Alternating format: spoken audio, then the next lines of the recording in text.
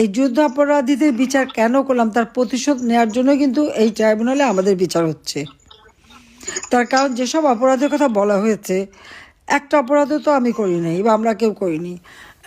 যেমন আবু সাইদের হত্যার কথাই ধরো, আবু সাইদকে হত্যা করার কথা বলা হয়েছে।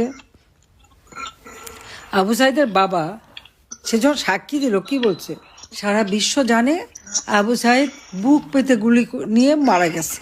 আবু সাইদের বাবা ট্রাইব্যুনালে যে সাক্ষী দিল, তার ছেলের মাথার পিছনে গুলি, যখন তাকে গোসল করায় তখনও মাথার পিছনে রক্ত।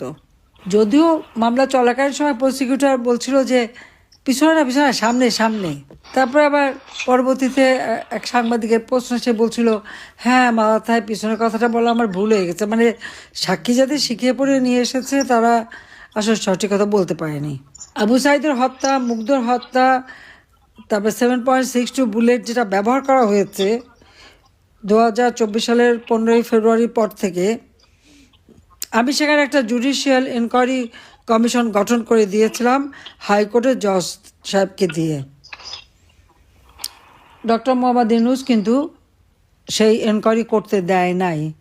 অবৈধ অস্ত্র, থানা লুট করে অস্ত্র, সেগুলি কোথায় গেল সেগুলি খোঁজ করে নাই।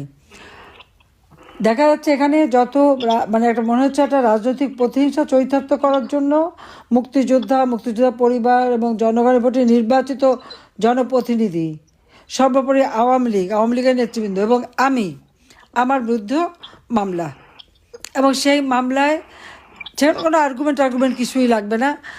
তারা নিজেরাই একজন আইনজীবী ঠিক করে দিয়েছে। সেই আইনজীবী আবার যখন জজ সাহেবের সাথে কথা বলে সেটাও আবার প্রচার হয়ে গেছে যে সে আইনজীবী খুব ভালো ভালো কথা বলছিল যে আমাকে মুক্তি দিতে হবে, আমার কোনো অপরাধ নেই ইত্যাদি ইত্যাদি। আবার জজ সাহেবকে বলছে আমার তো এই কথাগুলি বলতেই হয়, আমি তো বাইরে অন্য কথা বলতে পারি না, কাজে আমাকে তো বলতেই হবে হ্যাঁ যে না ফাঁসি দেওয়া যাবে না। আমি কি বলতে পারি যে ফাঁসি হোক? একবার আপনারা চিন্তা করে দেখেন তো কী বিচারটা হচ্ছে বাংলাদেশে, কোন বিচারটা হচ্ছে? তা এই হলো বাংলাদেশের অবস্থা। সেখানে আইনজীবীদের ঢুকতেও দেওয়া হচ্ছে না, যেটা এখান পান্না বলছেন উনি যাবেন, যায়নি। আর আমার বিরুদ্ধে যে মামলা, আমি তো কোনো নোটিশ কিছুই পাইনি। আর আমাদের ঘর বাড়ি কিছুই নাই, ঠিকানাই নাই এখন এই অবস্থা। তো সেগুলো আমরা কেউ কিচ্ছু জানিও না, কিন্তু বিচার হয়ে গেছে, বিচারের রায়ও দিয়ে দেবে। তো এই যে ক্যাঙ্গারু কোর্টের থেকেও জঘন্য একটা কোর্টের যে বিচার, এটা তো কোনো ন্যায় বিচার পাওয়া না, এটা তো একেবারে রাজনৈতিক প্রতিহিংসা চরিতার্থ করা হচ্ছে বলে আমাদের ধারণা। কাজে এই ট্রাইব্যুনাল যে গঠনবিধি মেনে চলা হয় নাই, কাজে এখানে যে সব কিছু দেখা যাচ্ছে সেই আবার যেন 71 সালে পাকিস্তানি হানা